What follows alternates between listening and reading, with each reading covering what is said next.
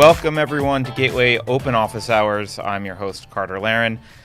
My co-host, Ben, is right over there, but he doesn't want to be on camera today, so that's what we got. This is episode 71. Follow us on Twitter at GatewayVC. We actually have a new URL. You can get all the office hour, I guess, is the archive there, Ben? Maybe. It will be if it's not, at officehours.tv. Right at the bottom of your screen, you should see officehours.tv. And you can always subscribe to the podcast and the YouTube channel. I don't even remember the YouTube URL, but it's something. So anyway, we are here. I'm doing a great job, right, Ben? So we are here today with something we don't often have one of our own founders on the show, but we have the founding team of ARC Innovations. And Lou, Matt, welcome to the show. Thank you. Thanks for having us. You guys are a member of what I guess we'll call the third cohort, but you're one of the newer companies that you're not done with the program. No.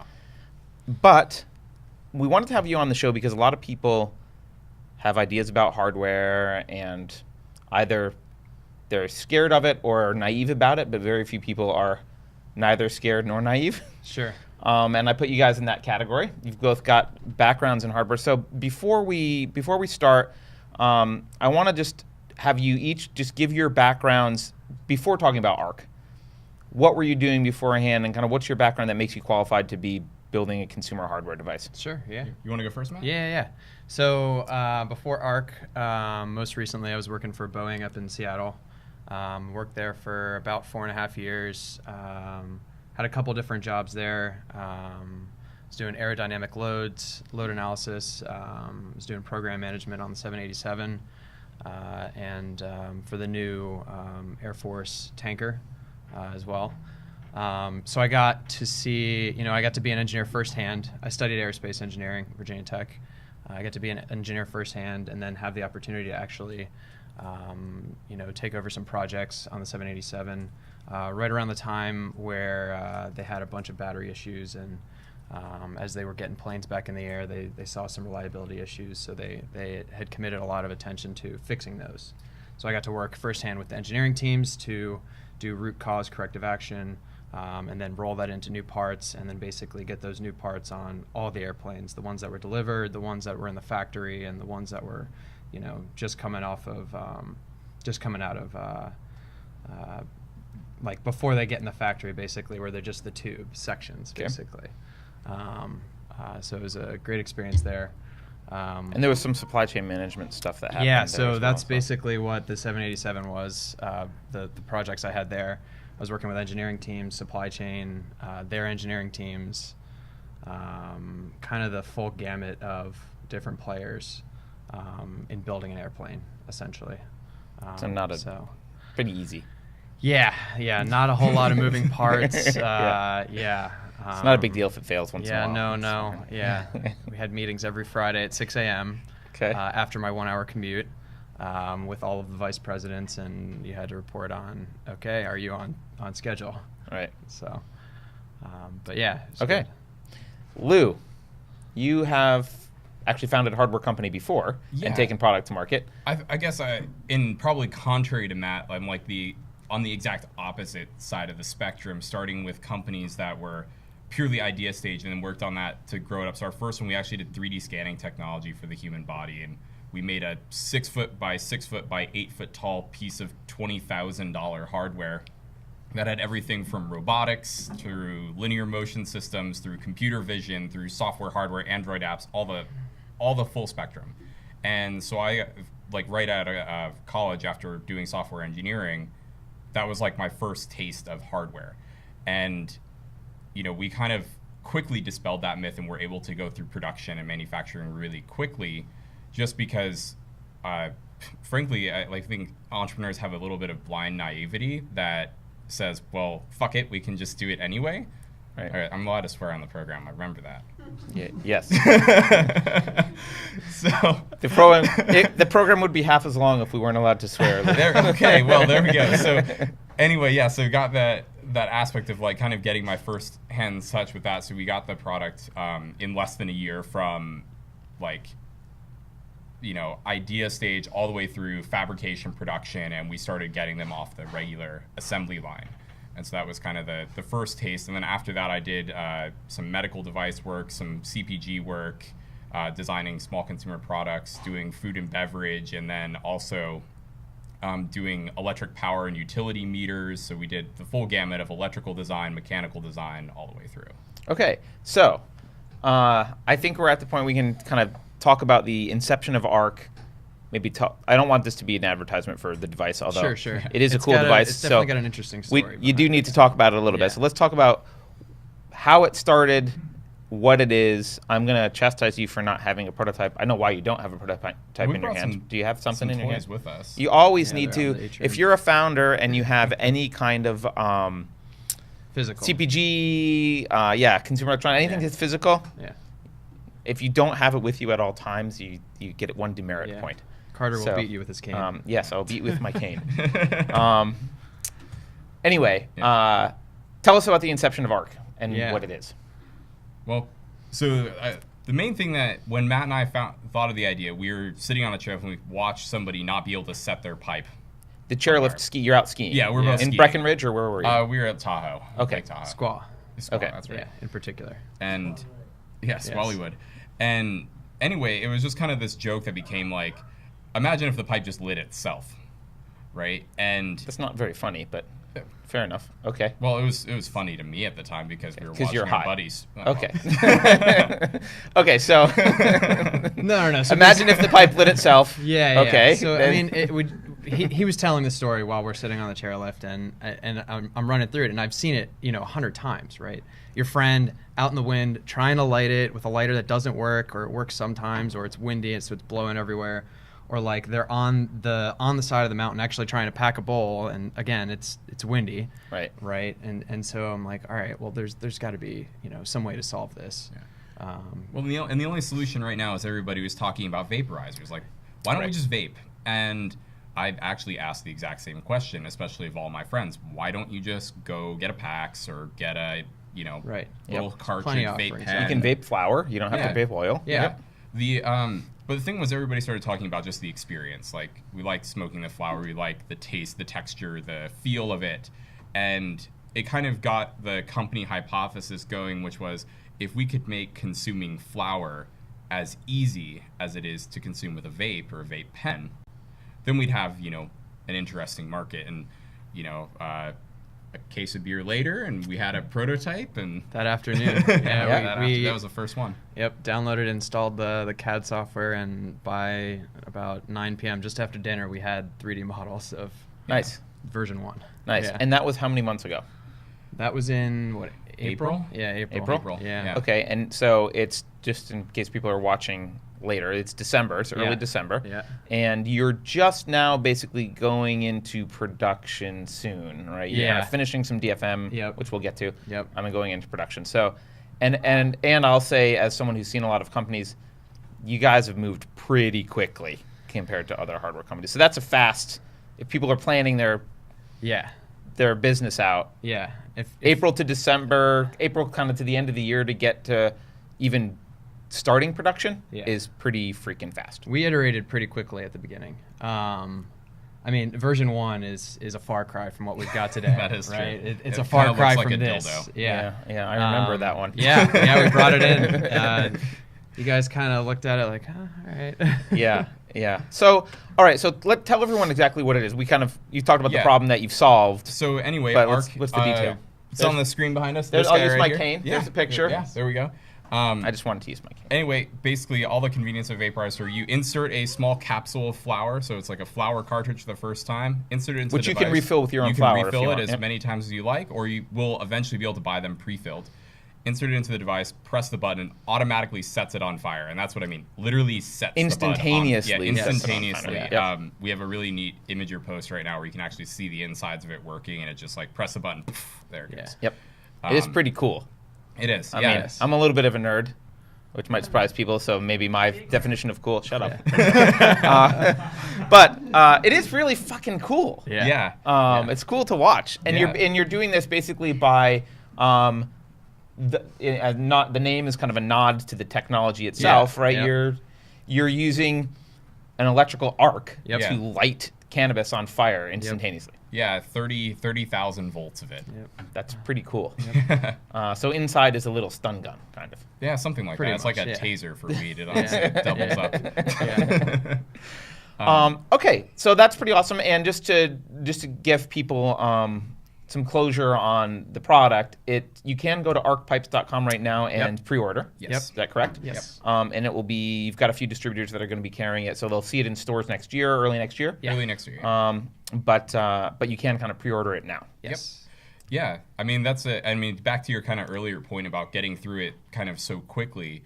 You know, it's one of the things that we would say, like, to dispel it, is that everybody thinks hardware is like this kind of unobtainable thing, because around here, especially in Silicon Valley, we're so used to software companies, right? Like, we can iterate fast, but most people don't think you can actually do the same thing with hardware. In fact, I'd often argue that it's actually cheaper sometimes to do with hardware. Well, I mean, that is a recent development, though, right? I mean, you guys have there's a 3D printer sitting in the other room that you guys brought with you yes, Certainly helps a lot. for that. Right. I mean, you Yep. guys have Yep. printed a lot of stuff. Yeah, but I mean, in the same way that you can design software, right? You can pull out your IDE and you can write a block of code. We can do the exact same thing. We can pull out Autodesk Fusion and design a component and then place that component inside the rest of the design. And we can work out nearly 90% of it before we even go into like having them fabbed. Right. Yeah. Right. So, all right. So that's good closure. People can go to arcpipes.com if they want to learn more or whatever, and we can stop pitching the products. Yeah. Frankly, it pitches itself. All you have to do is look at it. It's freaking awesome. So let's talk about building hardware, because hardware that's actually going to ship. So a stat I heard, and I heard it from indirectly from someone at Indiegogo. So there was a intermediary, but supposedly something around the order of 90% of funded hardware projects on Indiegogo never ship. Yeah. Now, I don't know if it's exactly 90%, but I believe it's high. it. Yeah. It's something ridiculous Yeah. like that. Yeah. And I think for people who have not touched hardware, they kind of scratch their head and wonder, like, well, why the hell's that? Why don't they just build it? Yeah. Why are they not building it and shipping it? It must Right. be that they're scammers, not that there's anything inherently difficult in it. And I don't want to make it sound like it's too hard to do, because obviously it isn't. And you make great points for that. You can iterate quickly. Yeah. But it's also not as simple as just, I've got an idea and next month China's going to make it for me. It's and not ship as it to people. straightforward, right? With software, right? It's all within your team. It's in house.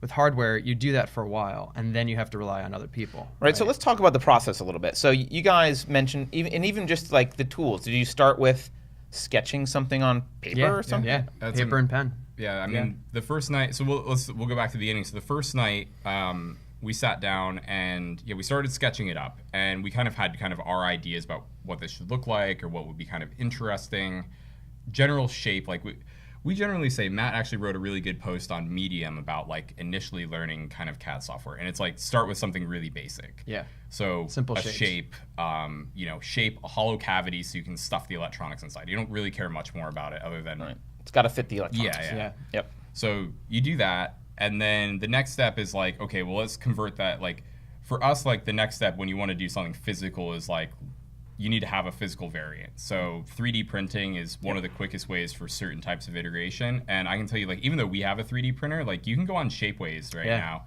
and Shapeways will ship you stuff 10, in $15. You can get your prototypes in like 3 days. Cool. So- And even for beyond that, I mean, is it Fathom down the Yeah. block? Yeah, Like down the they'll block. do Yeah.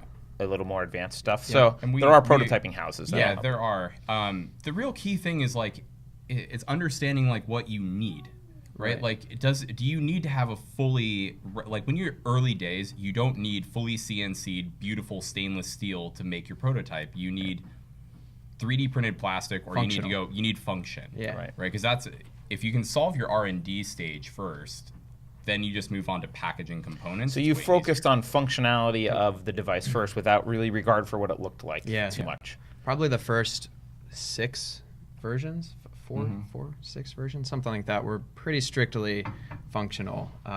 Okay. Yeah, they may never see the light of day.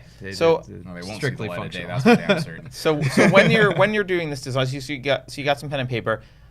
What kind of what tools do you recommend people do when they're going to move into, okay, they need CAD? What CAD software Yeah. do you guys recommend? So out the gate, the fastest one, at least like I'm more of an electrical engineer, so I did the more electronic side of our product, and Matt did more of the mechanical side. But on the early days, we both kind of did a little bit of everything.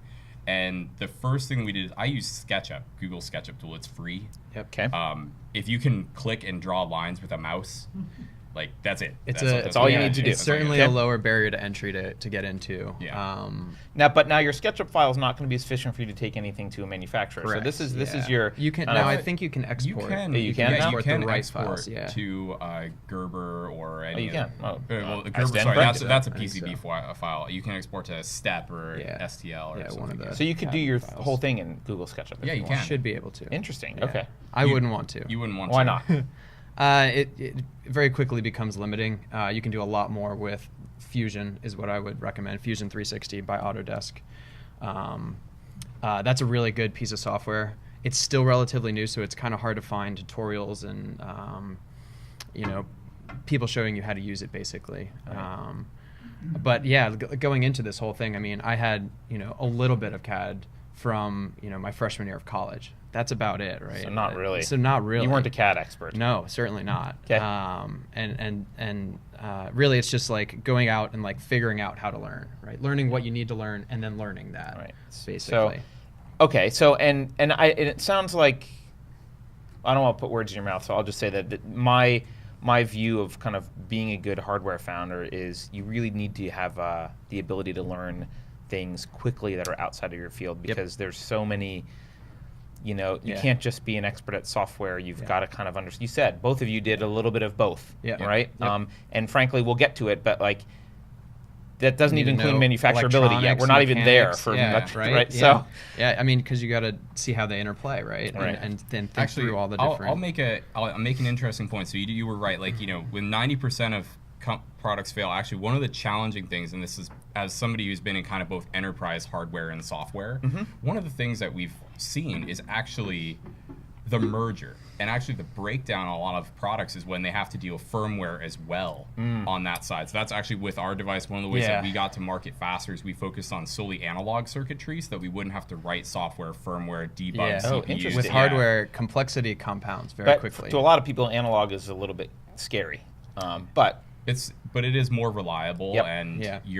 it depends on what you're trying to do, right? Like we didn't feel the need to add Bluetooth into our device because it doesn't need it, right? we're smoking on a well, chair. so this come on. this is interesting though. This is counterintuitive. A focus lot on of the people other feel like they things. have to put Bluetooth in every device, because even sometimes investors are like, well, yeah. there needs to be an app Yeah. with this, right? Yeah. And you guys kind of made the decision. If you try to do everything You know well, what? you're not going to do It's a pipe. one thing There right, doesn't need to right? be an app. Well, I mean, Right. yeah, and that's also understanding your target market too, and like not letting feature creep become a thing. Yes, like yeah, that's certainly. actually, I would say, an Yeah. early stage thing is like controlling feature Yeah. creep. Okay. And just Yeah. doing the one thing that you want to do. Yeah, simply. do one thing and do it well, and then iterate after that. Yeah. So we've got on the mechanical side. On the electrical side, what tools do you use or recommend? So Eagle is probably like I would say I would recommend people use Eagle if you're gonna learn one. That's the more expensive, nicer one, right? That's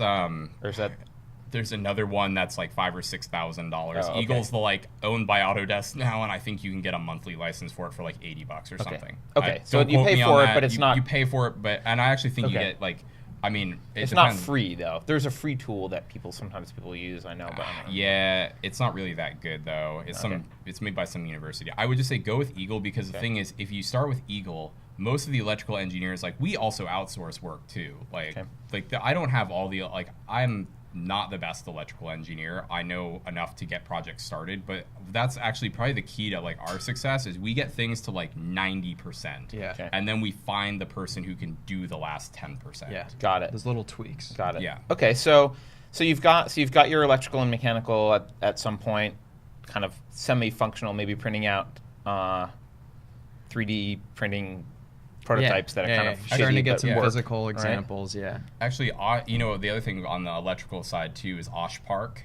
Okay. If you don't know that Yeah. website, you can get a printed circuit board done for 3 samples for $5. Okay. It's And gold. It's like the key to our success. Yeah. Okay. To Okay. give you a comparison, like if I were to go to like a local source, just like, you know, PCB factory and say like, hey, I need these tiny little boards done, like just the tiny boards plus assembly plus like fabrication with like a 5-day turn was almost $1,000 for 3 prototypes versus $5 from Osh Park and then me with some tweezers putting components on. Yeah. Putting the fly shit resistors on the Yeah. Tiny. So are tiny. these multi-layer boards, or are they only single layer? That's I think they do 2 and 4, right? Because can't I you think you you can can print do- single layer at home now? Kind of. You can get like Yeah. buy blank boards. get, like like, that. yeah. Ultimate, You can do it. some of those things. Actually, so I think they'll do up to 8 layers or something like that next Yeah. year. Our board is 2. Our board's a 2-layer board. Okay. So you've got, now you've kind of at that point, maybe you're 90% of the way there. I want to, before we kind of move any further down the product development cycle, I want to quickly talk about, you talked about feature creep. There's something that you did that you didn't necessarily have to do, but it's really important from a business perspective, and that's the pods that you talked about, Yeah. right? Yeah. You could have made a chamber that people just load cannabis in and you close Yeah. it, and you didn't have to have this kind of razor blade model And of the pods. first in the future. 10 versions were just that. Yeah. They were a fixed bowl. Right. So talk about why you made that, because it added quite a lot of complexity, and it was a pain in your ass. Actually, Yeah. well, I mean, you may not remember, but it was definitely a pain in Yeah. Matt's ass. It was 'cause in Matt's, right? yeah. So, okay. So, yeah, Lou didn't care, but Matt hated it. Well, for a while, I had thought we would get to it V2 or whatever, right? Right, And then we were floating it by friends and stuff, and we realized that that's a key feature, right? So what are the reasons for it? I just want to walk through your thought sure. process. So the first one actually that it solved was cleaning. yeah, Okay. That if was you've ever owned a pipe, they get gross yeah pretty So quickly. That was the main thing that we wanted to solve like right out the gate, because I'd always talked about having a replaceable bowl, like something Yeah. you could take out Right. and like you could clean, and then that was actually the higher level of complexity, was like how can we design a piece of glass with all Right, of the this all custom the stuff actual in it, bowl, Right. right? That's gonna Guaranteed. withstand what you need it to Right. withstand from a voltage and be amperage standpoint. Yep. removable and Yeah, so it was going to be manufacturing complex one way or the other, but yeah, the cleaning thing really kind of stood out. Was like we decided that like looking at some of our competitors, people were talking about like, God, we hate this device because it just takes Yeah. so long to like, you have a little pipe brush and That's freaking another really tools good and- point.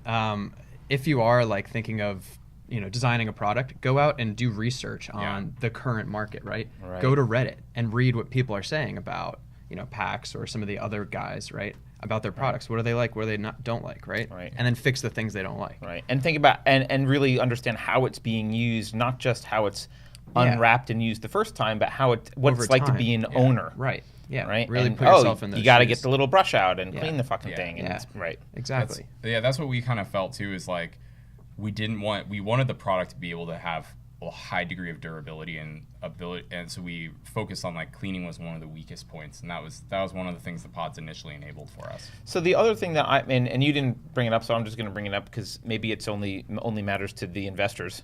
The danger with hardware devices, one of the danger with hardware devices Yeah. is you can end up with like a one-trick pony. It's kind of like the band from the 80s that had that one song and you don't Yep. remember their name or even the name of the song, but you know the Yeah. song. Or frankly, is it King that makes Candy Crush? Yeah, I Right? think so. Yeah. Didn't they have like, they had this great game and I don't want to throw them under the bus, but I'm pretty sure they kind of bungled the next few and there wasn't another Candy I think Crush. they're making plenty of money though, still. Sure. But there was this weird But yes. risk of trajectory. So in the Yes. gaming industry, maybe Totally. they're not the best example, but Yeah. the gaming industry worries about this specifically. In fact, there are funds that are set up around getting returns just on one game. Yeah. And hardware is similar, where it's like, okay, well, once everyone buys one, Right. then what? Yeah. Right, Then 'cause we do it- the next one. Well, so that's the Different- thing. So there's two different things, version, right? So right, there's yeah. line extensions, right, which is Which is another product. Sure, yeah. So now you're more investing in the team, and you've got to understand, you got to believe that they're going to do the next thing. Yeah. But the other thing that the pods solve for is a recurring revenue stream. Yes, So even yes. once I have one, Yeah. yes, I can fill my own pods, but let's face it, a lot of people are going to be lazy and they're just going to buy pre-filled pods, and it's a way to sell pods. And it's the razor blade model. Yeah. And that's something that, frankly, I'll say is attractive to us, and one of the reasons that we were excited about the pods when you guys were adding it, and frankly, I think has been attractive to other investors looking at what you guys are doing. Going, oh, you know what? Even if they are a one-trick pony, there's this recurring revenue stream. Yep. And then B, obviously, when you guys look at you as a team and you've got lots of ideas for other products and even in other industries, I mean, your last weekend was an odd bathtub technology diversion, right? So you guys are the kind of people who are always solving problems and inventing new stuff. And so demonstrating that there's line extensions is a little bit easier for you. So okay, so now you got your device, you've got your pods, let's say you've identified. So this is a question that I get asked a lot, and I don't really know the answer. I have some answers, but I want to hear your answer. If I'm not a transformer expert, how do I vet the transformer expert that I need to hire to make sure that it works? That's kind of an interesting thing is you kind of have to, at that point, you have to start educating yourself. You have to educate yourself, totally. There's no excuse for that. Or you either have to do that or you have to find somebody who that you trust. There's enough information out there on the web, like you should at least have some basic working knowledge of what it is you're trying to build. So that you can actually communicate to the person and understand the words they're saying to you back, right? Like, and whether they're bullshitting you. Yeah, frankly. I mean, that's actually like you brought that part up because like ahead of time, I was somebody who did power electronics for power grids, right? And we were always stepping up voltage and stepping them down and doing device analytics, converting AC to DC and all the way back. So we had a passing familiarity with it. But it wasn't until we really got into this project that, I was looking up everything from, the dielectric constants of different materials to like material selection. But the research goes in, like we spend hours a day researching. Yeah. Okay.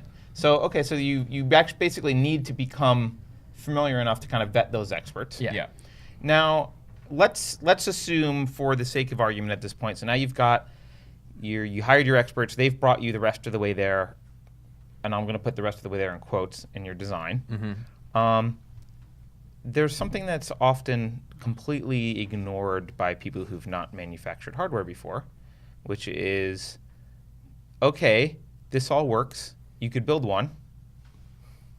It's not really manufacturable at mass scale. You could build one. Right. Yeah. Maybe 10, 100. Right, but not economically. Right. Yeah. And not at scale. Yep. And so talk a little bit about DFM and why that's necessary and how it changes your design and like when it enters your thought process. Maybe do you want to talk about the design part and I'll talk about the business part of it? Yes. Yeah. So DFM, design for manufacture, for people that may not know, is basically taking your thing that you can build, maybe 1 to 100 to 1,000 and designing it in such a way that you can make, 100,000 and do it in the most cost-effective in terms of tooling, final machining if you need it, and assembly, right? So you're reducing the labor cost as much as possible.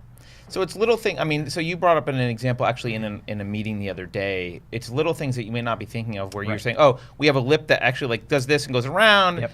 And actually that's actually really hard to manufacture. It'd be easier if it just did this. Right. How can we redesign this part of it so that we could manufacture it to do that? Exactly. Right. And that's not something that I think people think of when they're first designing. They just think of, how do I get it to work? Right, Yeah. which is good, right? Because then you're continuing to make progress, right? And I would always suggest, like, just design whatever it is, right? Just and get then it to work first. Hire an expert to do the DFM, right? Okay. Get the model that you want it to look like, and they'll tell you what you need to change, etc. Yeah. And it's actually like it's little things in there too. Like in the plastics, for example, have a certain like scalloping that helps them pop out of the molds more efficiently, right? Yeah. And so there's draft angles, Interesting. right? draft Yeah. angles, Right. or when you're tooling and you're cutting bits, right? Bits are round. Yep. So you can't have a square edge right. on the interior. inside. On the interior. And so you just have to that's those are nuanced things, but like he said, we And also, if you work with the right production partners, they'll help you Yeah. out with that. Yeah. So is DFM something that is unique to the manufacturer that you end up choosing, or is it something that is kind of done and then you just go to a manufacturer and say DFM is done here? Largely, it's universal. Manufacturer to manufacturer, though, it depends on their tooling, what they're capable of, that kind of stuff. So something that's more cost effective for manufacturer X, because they have certain bits or whatever, Right. may not necessarily be the most cost effective with manufacturer Y. Got it. So, So talk about the business side of it a little Yeah. bit. So when you get into the stage where you're actually going to take a product into production, so we'll reverse back and I'll talk about my first product because Yep. that was a really big machine, right? That had a lot of complexity. So we had gone through, believe me, we made things out of 2x4s. Like the first structure of it Oh, I was made remember. with 2x4s and drywall and 3D printed little bits and pieces here. It was a total rickety. Honestly, I thought it was going to collapse every time we used it. Yeah. So to go from that, the first thing that we did is we prepped our drawings and said, okay, this is what we have in our head. This is what we really want to do. So we got it to that 90% level. We knew we need a linear motion system. We knew more or less how we were going to do all those things. Right. Then it kind of becomes about finding that manufacturer and finding people that you trust, or you can do what's called the RFQ process, where you have designed the parts and you have each one done and then assembled later. So there's a couple different business strategies. I think what a lot of people make the mistake of with this process is they go too early to some manufacturer who promises DFM Yep. or to take their back of the napkin and turn it into something. or a design firm, Right. Or a design whatever. firm, right? Without working out all the trouble ahead of time. They'll just bleed you dry. They will you bleed dry. you dry, Yep. yeah, because they'll be, And you oh hear the yeah, I stories threw all the time. $100,000 into this, and Right. oh, we screwed up. That was our version 1. Well, Yeah. But that's not actually manufacturable. right, exactly. So, Yeah. for us, the business side of it is we say, do as much as you can, kind of internally. Then start reaching out for the size that you need. Then when you actually go to the production, it's looking at your production partners, what they're capable of.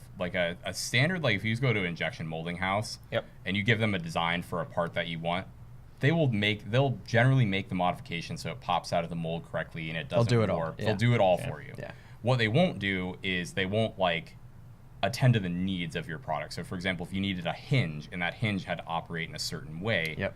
that's not the right level of DFM. Right. Right? That's actual product design. Right. Yeah. So you got to separate the two. And the also two the categories. interplay between different components, right? They won't do that. They'll just build that part. Yeah. So Although, go ahead. really quickly, I was going to say we should talk about economics and tooling. I was gonna ask about economics. So yeah, please. Yeah. So generally speaking, right? I'll bin things into a couple of categories. Let's talk about electronics, printed circuit boards, that type of thing. I would say right now that's relatively straightforward. Once you get an electronics design, if you talk to a good manufacturer, there's plenty out there. You can actually ask them hey, can you help us optimize this design? And that's just component selection. Did I select the right transformer or transistor, diode? Right. Most of that stuff can be found on Mauser or DigiKey. Right. They may have their own sourcing for it. Yeah, But exactly. got it. But more or less, that stuff's pretty straightforward. You design your board, you send it out to them, they basically put it on a machine that's fully automated, and then it spits them out on the other end. Yep. So that part I won't say is a lot of the DFM. Then it comes into tooling, and tooling has a couple categories. Usually it's injection molding, CNCing, and third one, stamping. Usually those are the 3 common types, right? Yep. Injection molding is usually the most expensive because you have to buy a tool that you inject high pressure plastic into, and they usually have 2 types, soft tools and hard tools. So you have to decide really early on, how many are we making in this run, and can the cost of my tooling be amortized? Because the tool only lasts for a certain number depending Yeah. on whether it's a Yeah. soft or hard Yeah. tool. Yeah, so making those decisions early on, but the thing is, a hard tool is more expensive than a soft tool, and if you're anticipating design changes, right, Maybe you should do the soft tool. Yep. yeah. And then, the same thing goes with stamping. Stamping is actually a very cheap and efficient way to produce small parts, especially if, small metal ones. Those tools are relatively cheap in comparison. But the complexity of your part is reduced if you're stamping. Yes, yeah. You Yes. can't stamp out Yeah. everything. And then, injection molding actually can go even to stainless steel or aluminum casting and all that as Yep. well. Yep. Okay, so So this is kind of actually. I know earlier you said, oh, hardware maybe is kind of just as easy as software, but not from a money perspective, because if it's just you guys writing an app, all you have to do is afford ramen and Right. your internet connection, Yeah. and you can kind of iterate on it. Maybe you need an expert to come in and help you with some certain part of your app, but for hardware, can you just help people understand? I know you can't say how much it's going to cost. It depends on the device and a whole bunch of other things. But what are the buckets of costs that you should kind of anticipate if you're sitting on a ski lift and you've got a back of the napkin thing and you're like, let's start a company. Yeah. What are the categories of costs that you should plan for? I would say like you decide your prototyping costs, like what physical materials you need to buy, the electronics boards, and a lot of that stuff you can just go research online. And that'll give you a pretty rough idea. If you really need to get into if doing CNC work to make your prototype like possible is there, that is going to be a higher cost. Okay. We found a good production partner pretty early on that actually we get almost all of our CNC work done in China and comes back to the United States in about 10 days. Okay. And it's Relatively affordable. We should talk about Yeah. China We should. separately, Yeah, but okay. Yeah. Yeah, so I would say it's going to depend on how much you can do yourself. And I will be a proponent that actually says, like, look, if you actually have a pretty good fleshed out idea of what you want, actually going on Upwork and finding a mechie to like help you draft a handful of things can cost you between $500 and $1,000. And it And might even be before you go on Upwork, reach out to your friend network, right? Yeah, your friends, If right, you yeah. know somebody, right, it's likely going to be a better Maybe lead cheaper, and, yeah. and more So, affordable. I mean, overall, it is challenging to say. We hear the horror stories all the time. A buddy of ours spent $50,000 to $100,000 on some prototypes that we thought were really, really ugly, and that's just because they hired a design firm Right. to do it. So I would That's think a that's no-no. the Don't- first bucket, right? Design. Do it yourself. Yeah, design. That should be Really as close to zero as possible. Get you should just somebody do it on your. yourself. Okay. If you physically can't learn it yourself, then get somebody on your team who does. Okay. Yeah. Because Just paying an outsourcing design is a bad idea. it is a what you're saying. terrible It's- decision. yeah. And actually, I'll make a comparison for software because it's like when you take an app idea and you're just like, hold on, I'm going to go get this team out of India or Yeah. Bangladesh who speaks a different language, and you spend $20,000, $30,000 in writing this app, and it comes back and it's like, oh, well, the infrastructure is not scalable, and this works. The UI like, is not what I imagined. Yeah, yeah. They're not and going this to do is- it to the same level of quality, right? Right. Yeah. They're doing it for the money that you're paying Yeah. them. Right, and they might Basically. not even understand the context if it's Right. outsourced. Right, Right. they don't understand Totally. what you're trying to solve as Right. much as you do, Or how you're trying to solve Yeah. it, or how it might etc., be used, right? or whatever. Yeah. Right. Also, the other thing that I should say ahead of time is actually get your product cost in mind really early on. And this is your kind of mass production at scale product cost in your head, or both, or what? Okay. Actually, Yeah. we sized Just keep it in mind the everything- whole time. Yeah, we sized everything starting. Like, I think remember one of the first emails I sent you when we were like getting through that early stage DFM. I literally I sent like here's all the components, what they cost, what it'll cost us to make 1,000 of them. Like, Yeah, break that out. Yeah, pretty early. So Yeah. you pay attention keep to your updating BOM it. kind of like you would Yeah. to like your budget. Yeah. Yeah. Yeah. Know It's what know you're your gonna numbers, spend. right? Yep. Yeah. It's kind of, and software comparable is like if you're going to have a system that's going to run some intense nodes on Amazon, and you're going to have $700 or $800 a month in server bills, like you should factor that Plan in. for that. Yeah. Right. Totally. So okay, so this is just kind of prototype, but now we've talked about spending some money on DFM potentially. Yeah. Now, but going to a manufacturer, you've also got to think about how much it's going to cost to A, pay for tooling, and B, pay for that first production run. Right. So, And often that money, you can get lucky sometimes, and manufacturers will let you pay them later or Yeah. have some kind of deal, but you might want to plan for having to pay them upfront all of that money. yeah. So, I'm going to say that I've been fortunate thus far, and I've never had to pay up front for. You've been fortunate. So I've been far. very fortunate, fortunate. yes.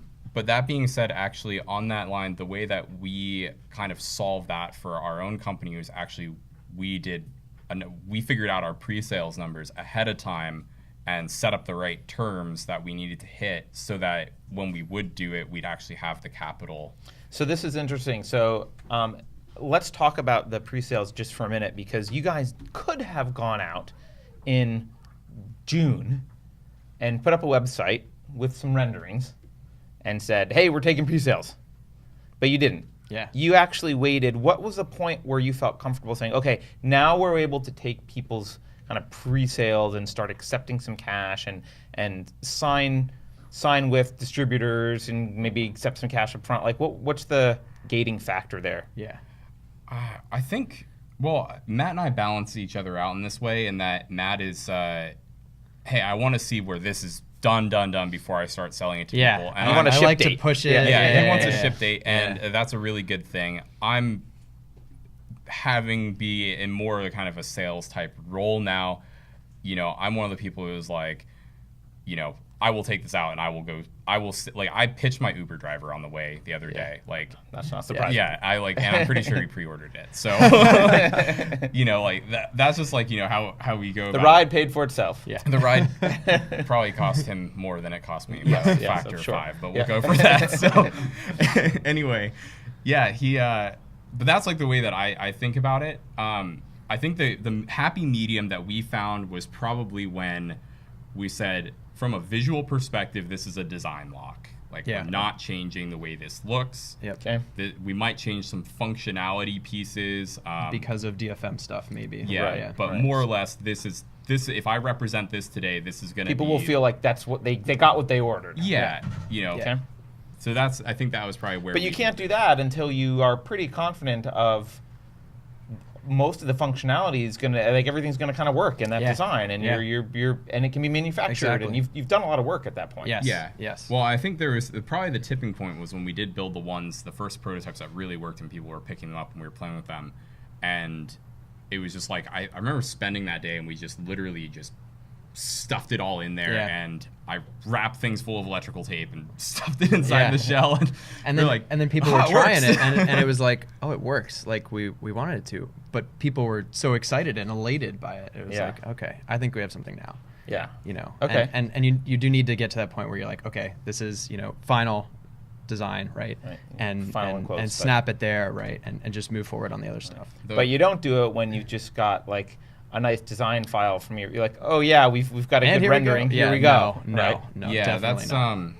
that's where people spent, you know. Actually, this is gonna be an interesting point. So there are people who will come out of the gate, like on Kickstarters or whatever else it is, and they'll hire an industrial designer and just say, I want it to look like this. Pretty and they pictures. won't do any thought about what goes inside. Right.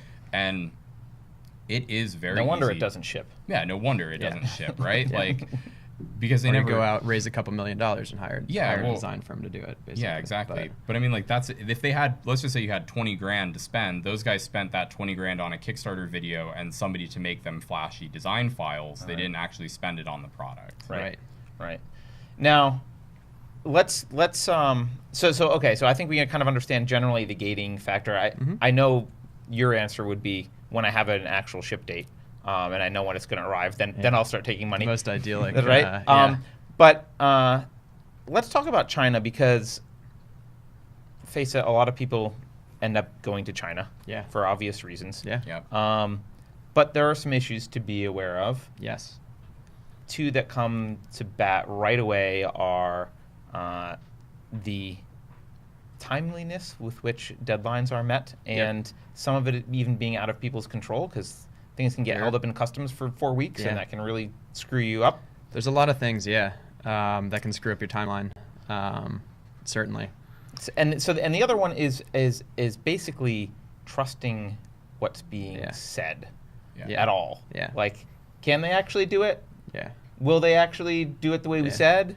But you could say the same thing about a lot of U.S. manufacturers too. Sure. What makes it harder is China's further away and shipping times are longer. It just compounds everything. There's language barriers. They're further away. Totally. The time shift it makes it difficult. Yeah. So you've had. I don't think you've even chosen your final. I think you know who you're going to do your initial run, but you haven't chosen your final manufacturer yet. You've had already some weird experiences where you've had quotes come back from people that are like 6 times different. Oh yeah. Yeah, I think some of the interesting things is actually just I want to tell you a really funny story. So when I was working internationally in Haiti, we had to deal with a lot of customs issues and like shipping stuff in and out. And what was really funny is when we were dealing with electronic components, it got to a point where, and this is maybe just the level to which I go to things, right. but I physically flew to the other country went to the manufacturers making stamped parts and transistors, and I put them in a suitcase, thousands of parts, and then flew back with them myself. Yeah. And got through customs. Yes. Okay. I may have had to bribe the customs official, but we'll keep that. Don't say that on air. No, it wasn't a U.S. customs official. It was in our country. Okay. We're fine. Yeah. One of my That's just standard operating procedure for many countries. Yeah. One of my good friends at Boeing had a saying: "Trust but verify." Right. And I think that's. I don't think it that's how came you from do him, it. but yeah. Probably not. Yeah. That's the first time I heard it. Yeah. Okay. So Right. so this makes sense. If you're doing if you are dealing with China and you've maybe picked a manufacturer, you think you've got a manufacturer, it is important to shop around though, because Yes. Yeah. you quotes. do get wildly Yeah. different quotes Yep. from people. And also a lot of factories, and maybe this isn't just in China, but a lot of factories will say, we can do this, and that's different than we have done it. Right. Yeah. And that's an Yeah. important distinction. Yeah. Yeah, I think the general rule of thumb is when I approach China, I approach it in one of two different ways.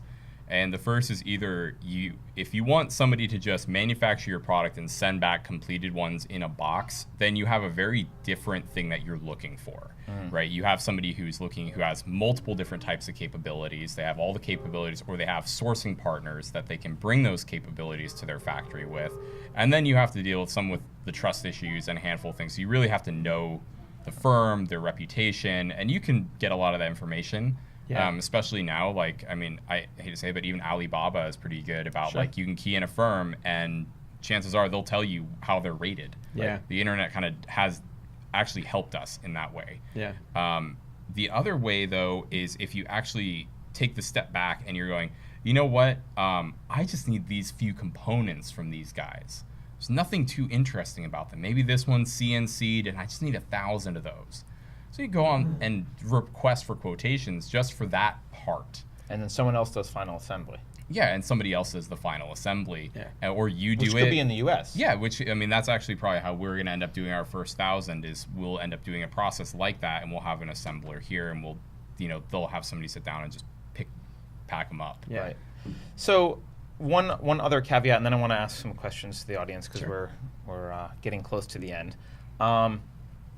If you're building a cannabis-related hardware product, there's one extra complication in China, which is they can't test.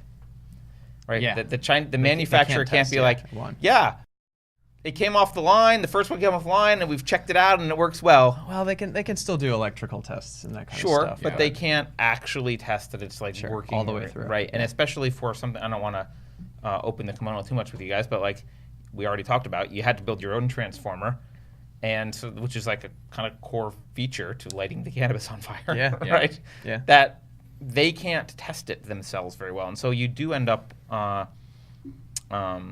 in this situation where either you have to show up and figure out a way to try with tobacco or something else, or work around it, or get prototypes early in your own hands here so you can kind of test and make sure that it's working the way you want. Exactly. Yeah, I think de-risking testing always for us and for other my first company, we would physically get the hardware and we would set it up on our floor and we would test it out before we broke it apart and then took it to its final location.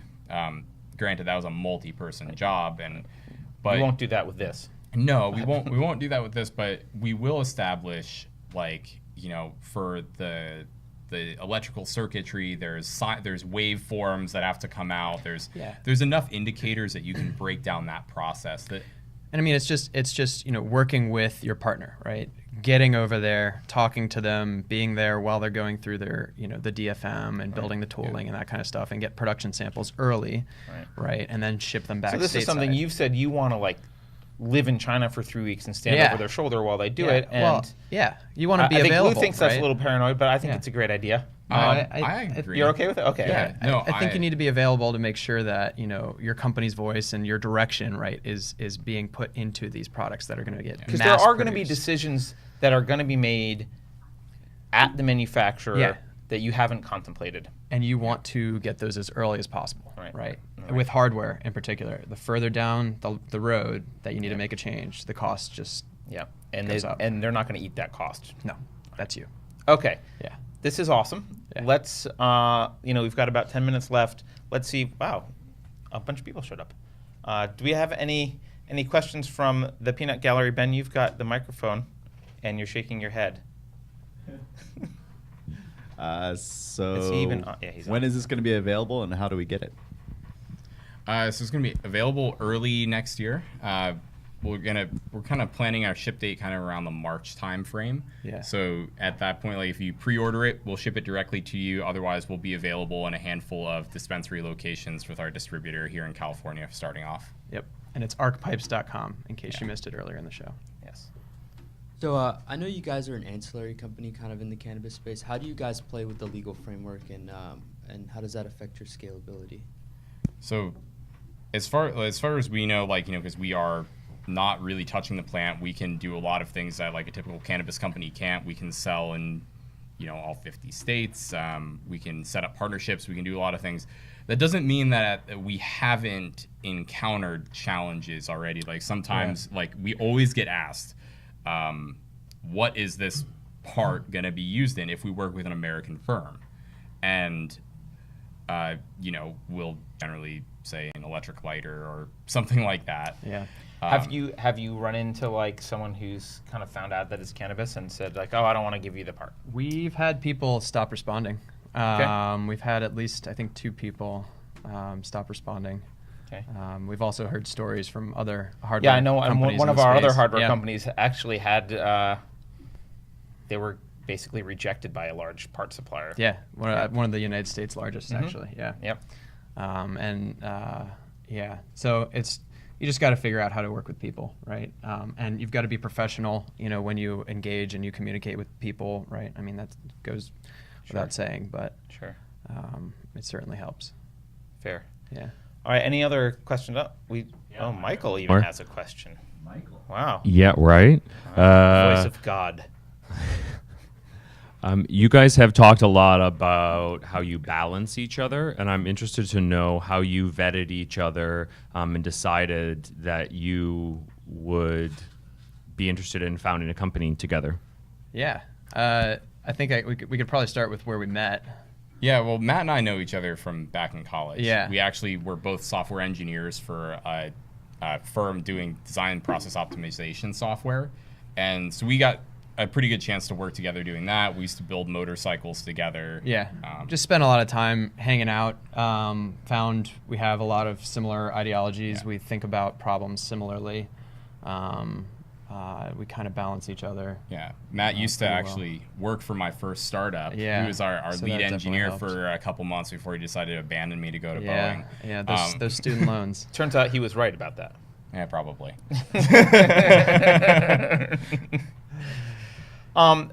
Just a quick note on that front, just as maybe a note to investors or whatever. One of the things that we liked about you guys is the fact that you had worked together before, you've known each other for a while, and you had a good working relationship, and you have both worked on hardware. Yeah. And it's like, okay, that's actually, you're investing in Domain a team, knowledge. and just knowing, because so many things can go wrong. Yeah. And knowing that, A, you've probably seen something like it before go wrong, and so you're anticipating it, and B, you've got a good working relationship. I haven't seen Right. you guys hate on each other yet. No. Maybe We definitely Maybe both, someday you we will, both I don't push each other, and we both we're both very good about saying when maybe one of us has not the best idea, but you've got to follow up and explain why that is, Yeah, right? sure. The other thing, and you say it all the time, is don't take these criticisms like personally, personal, right? yeah. Just take it and Right.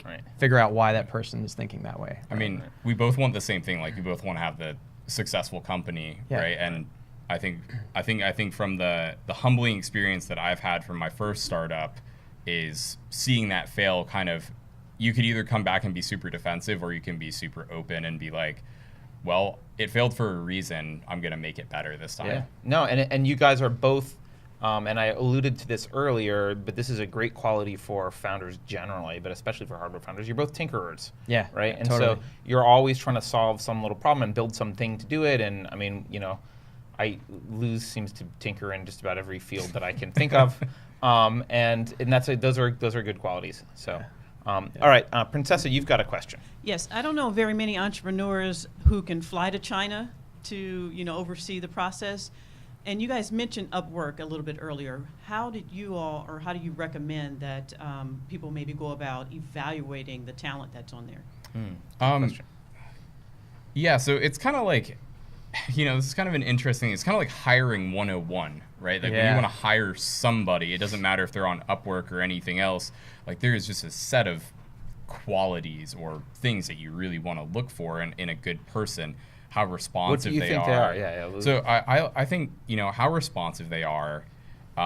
Prior work is definitely important. One of the guys who worked with us on our thing was like a former audio engineer who designed products for one of the leading companies. And so he had a pretty stacked like portfolio of things. And Do you just look at a resume, or do you look at the portfolio and not just Physical. say- physical? Yeah. Got it. And then you ask them questions. What did you do for that part, right? Did you just Yeah. take some screenshots, or did you design the inner workings of it, right? Yeah.